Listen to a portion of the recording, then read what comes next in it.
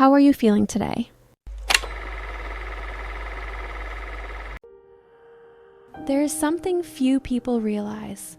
After certain traumas big enough, people don't change because they want to, but because the brain is forced to find a way to keep you alive.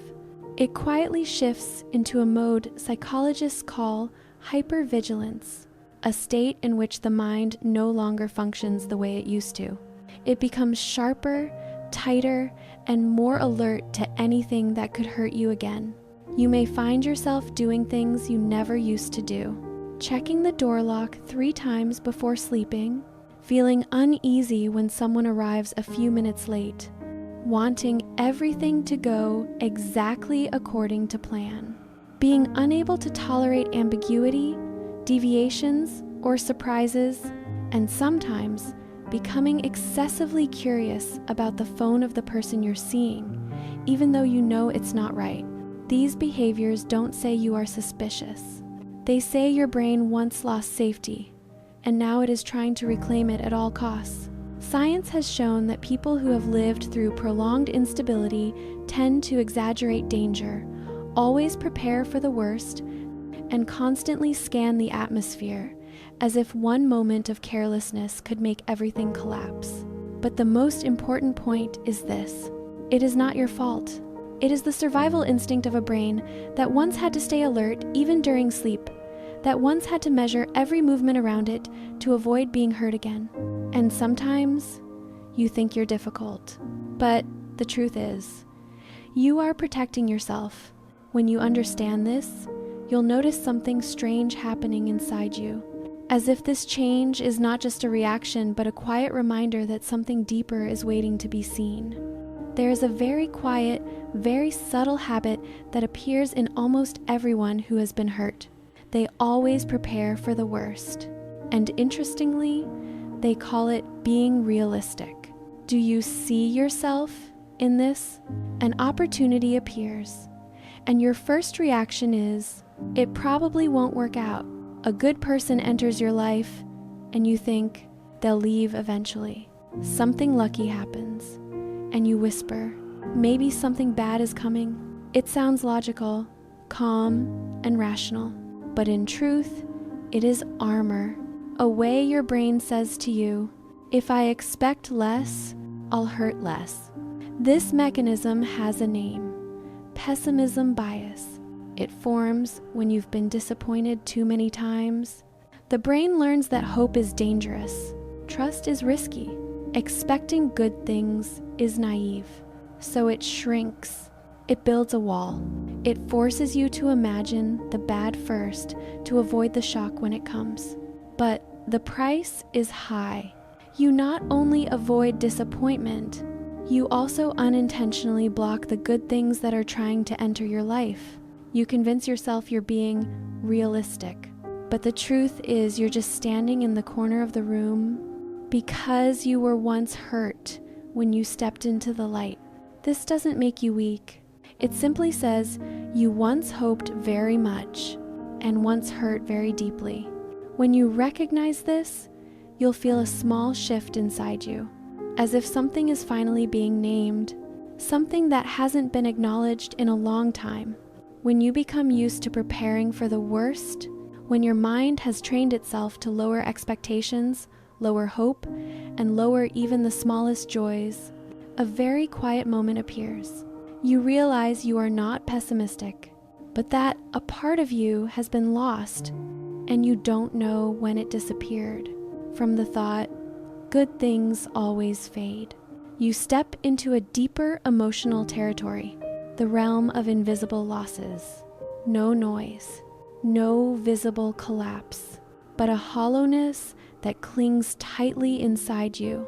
Psychology calls this living loss, a form of loss with no farewell ritual, no end date, and no one standing beside you to say, I understand. You didn't lose a person, but you may have lost a version of yourself that was once innocent, a future you once believed you would reach, a relationship you thought was forever, or a dream you built with all the faith of your youth. The bitter part is This pain is invisible to everyone around you. You still go to work. You still smile at the right moments. You still appear fine. But inside, a part of you is living as if behind frosted glass, seeing everything, touching everything, but not fully feeling anything. When living loss occurs, the brain's reward system begins to reduce activity. That is why joy comes slowly. Happiness feels muted, and moments that once excited you now pass by. As if you were watching someone else's life instead of your own. You are not numb. You are grieving something you were never allowed to name. A pain no one sees, but you feel it with every breath. And sometimes, simply acknowledging that you are hurting over something where no one died, but something was lost, is the first step for the heart to begin healing.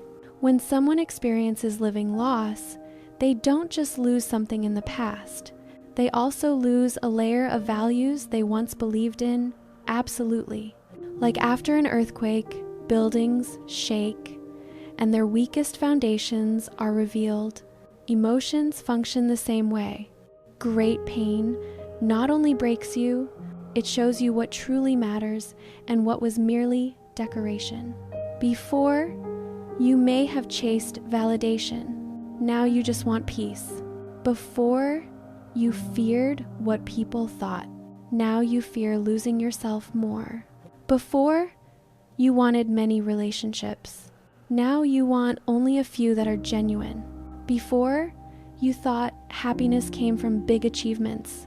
Now you understand happiness is sometimes just a day without anxiety, without tension, without having to pretend to be okay. Psychology calls this post-traumatic growth. It doesn't happen to everyone, but when it does, it's like gaining a new pair of eyes to see yourself and the world again. You begin to realize one sincere sentence is worth more than 10 flattering ones. A peaceful relationship is worth more than a passionate but unstable love. A deep sleep is worth more than a race for praise. And an awakened heart is worth more than a heart chasing what was never meant for it. No one goes through pain and remains their old self, but no one goes through pain without the chance to become a better version of themselves. A shift in values is not a loss. It is a rebirth. It is the soul telling you, what was once important no longer fits. It is time to live aligned with who you truly are. And when you realize this, a very light feeling appears, as if you are leaving an old life and stepping into your own life for the very first time. When old values have fallen like debris after an emotional earthquake, you stand at a very particular crossroads. You either become bitter or become better. This doesn't happen in a day. It unfolds quietly through small decisions, new beliefs, and old wounds, revisited or denied. And there are two figures in history who show this contrast with frightening clarity. Nelson Mandela, a man imprisoned for 27 years. Everyone assumed he would emerge filled with hatred, with a desire for revenge, with a heavy heart. But he didn't. He chose forgiveness. He chose reconciliation. He walked out of prison not as a victim, but as someone who had reclaimed freedom from within. Pain didn't make him smaller. It made his heart larger. Then there is Adolf Hitler, a man who also endured deep wounds, rejection, humiliation, poverty, and loneliness. But instead of transforming it, he let the pain root itself into resentment. It warped into an obsession with power, into the need to prove, to retaliate, and to inflict upon the world what he once received. Pain didn't make him stronger. It made him destructive to himself and to all of humanity. Same suffering, but one chose better. One chose bitter.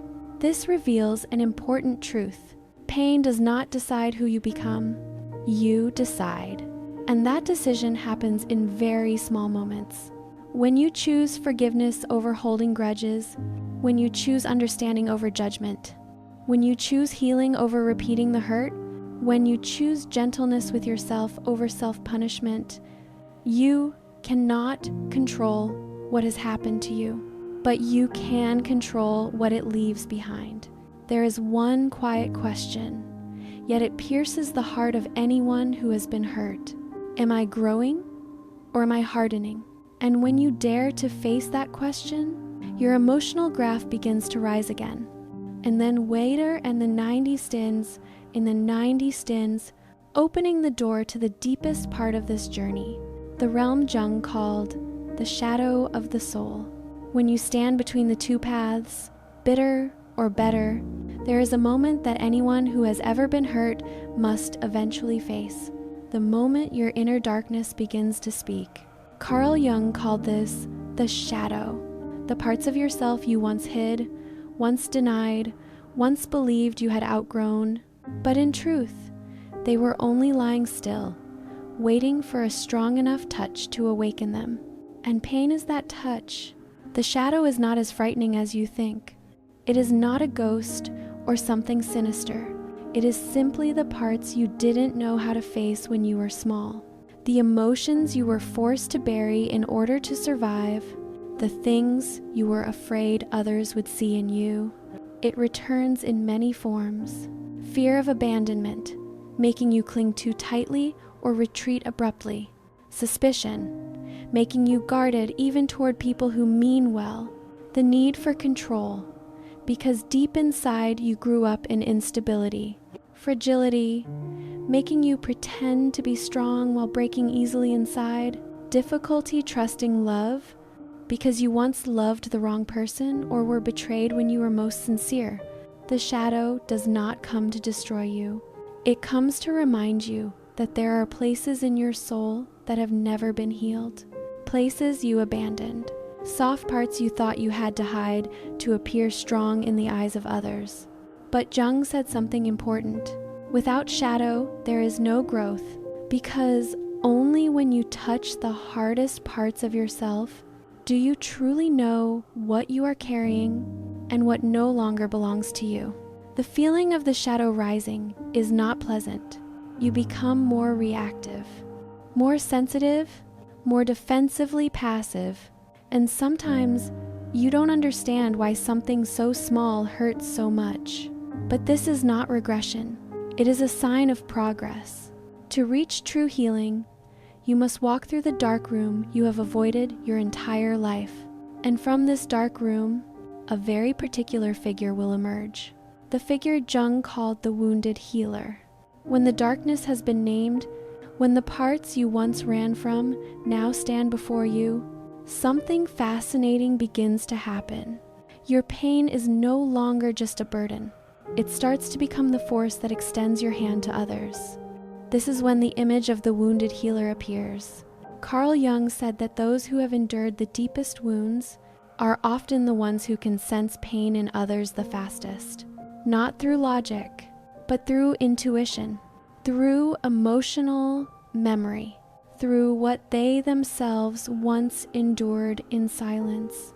You may realize you belong to this archetype when you are easily moved by someone else's suffering.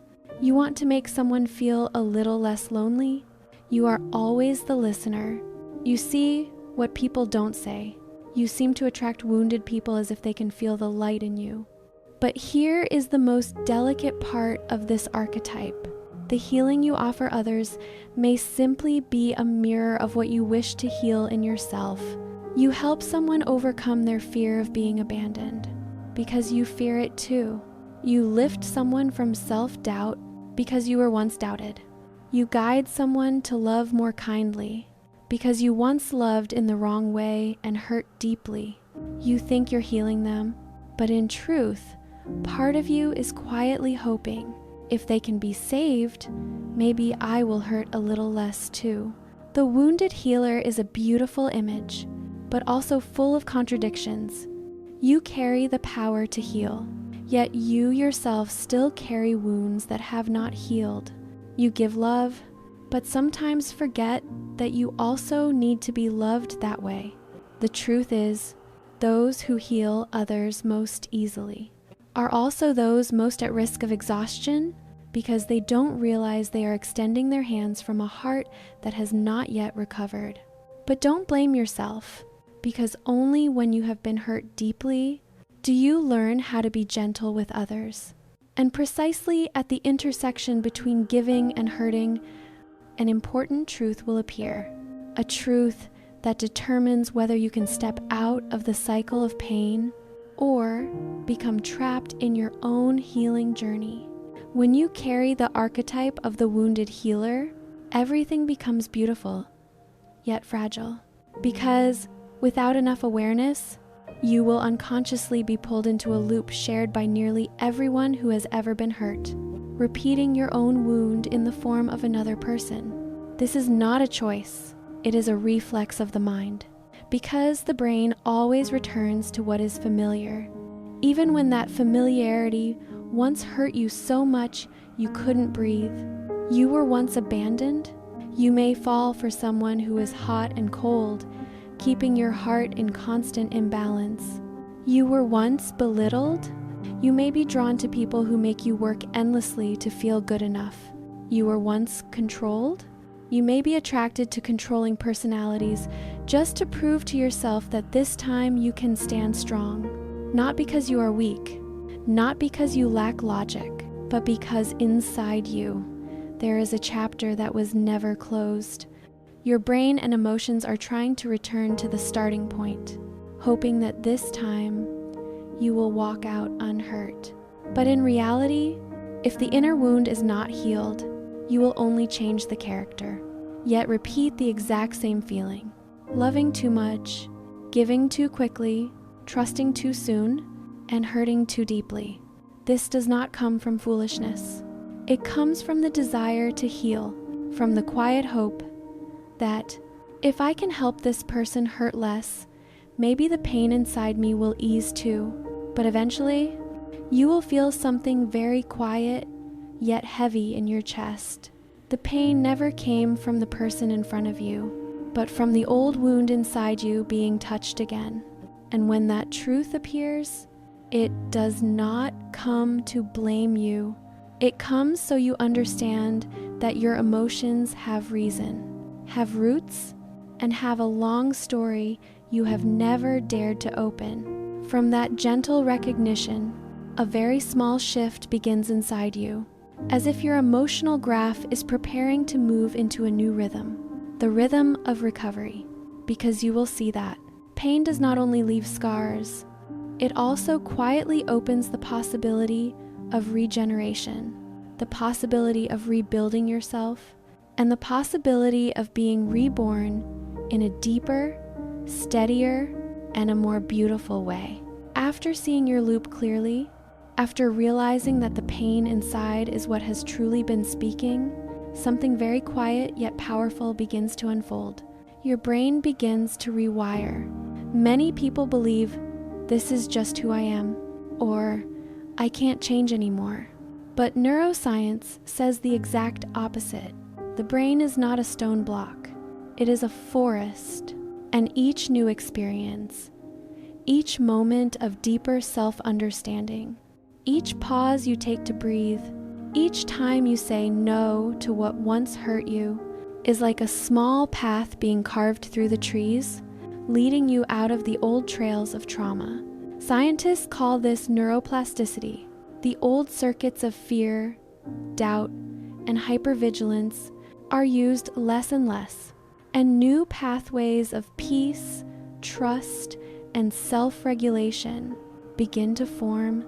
You may ask yourself, but how do I stop the past from haunting me? The answer is not forgetting, nor forcing yourself to be strong. It is recognizing, observing, not avoiding. When you simply look at your emotions without resisting them, the brain understands that the threat has passed, and it begins lowering its alert level. Hypervigilance softens. Pessimism bias loses its edge. Living loss begins to find its ending. The shadow becomes less frightening. The old loop slowly dissolves like smoke. And then, one day, you may notice this before anything else. Things that once made you explode now only make you frown. Things that once made you collapse now only make you pause before standing up again. Things that once made you doubt love no longer have the strength to push you away from it, not because you became stronger, but because you became more awake.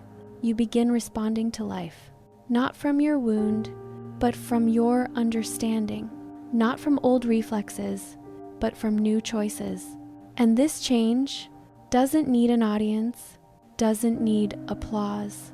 It belongs to you alone, to the quiet journey only those who have walked through darkness can understand.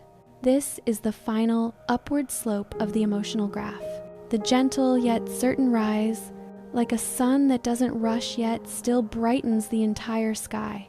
And after the brain rewires itself, only one thing remains: deciding who you will become from here. When the brain has begun rewiring, when the old loops no longer hold you as tightly, there will be a very special moment. The moment you realize you have a choice. Not a choice about whether the past happened, but a choice about who you become after everything that happened. And right at the intersection of suffering and recovery, you will see a truth many people spend a lifetime trying to reach. Pain does not break you. It simply wakes you up. Wakes you up to what matters. Wakes you up to what no longer fits. Wakes you up to who should stay and who you must release. Wakes you up to limits that once suffocated you. Wakes you up to the quiet strength you always carried but never believed you had. And more importantly, you do not return to the old version of yourself. You do not go back to before the hurt, because no one emerges from pain unchanged. They become someone else, deeper, steadier, and more empathetic. Pain leaves marks, yes, but it also leaves a gift, the ability to see yourself with a gentleness you never had before. You begin to understand that you don't need to be perfect to deserve love. You don't need to be impressive to be respected. You don't need to be strong all the time to be valued. And you certainly don't need to strain yourself to prove anything to anyone. What you truly need is simply honesty with your own emotions and kindness toward the parts of yourself that were once abandoned. In the end, healing is not forgetting the wound. Healing is when the wound no longer dictates how you love, how you think, or how you live. When you can look back at it without trembling, without anger, without feeling small, but simply see, I've come this far. And when you reach that moment, a very soft peace enters your heart. Not loud, not grand, just the feeling that you have finally returned to yourself after a long journey. No one chooses their pain, but everyone can choose who they become after the pain. And in the moment, you extend your hand toward the stronger, more awakened, deeper version of yourself. The journey of rebirth begins. And that's the content of this episode. If you feel a sense of resonance with these reflections, don't forget to follow the channel and stay tuned for the upcoming episodes. See you soon. Bye.